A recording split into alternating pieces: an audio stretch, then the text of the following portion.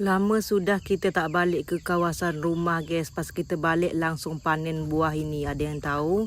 Jadi kemarin tu pas di hari raya kita raya di kota, kita kedatangan tamu content creator. Ada yang kenal tidak guys? Nama adik ni Gapin Tayo. Jadi suami dia melanjutkan buat tembok.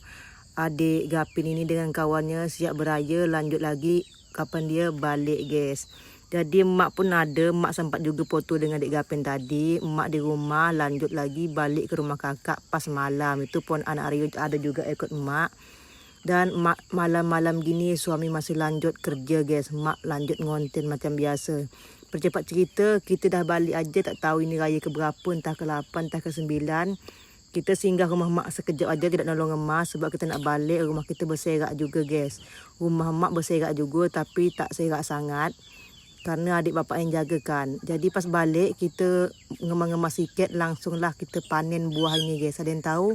Ini adalah buah alpukat. Tak tahu jenis apa, rasa Aryo ini jenis mentega.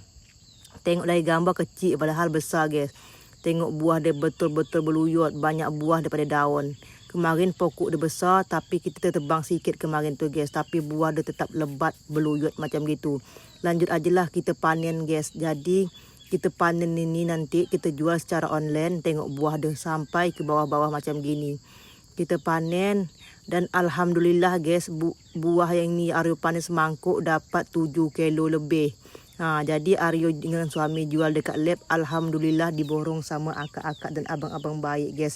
Terima kasih banyak hamba Allah yang luar biasa borong alpukat Aryo. Dan ini penampakan dia.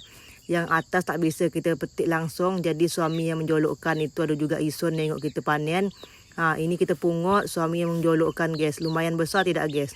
Jadi ini posisi dia belum masak tapi dah tua. Jadi kita nanti bagikan lagi ke kawasan dekat rumah ini aja guys.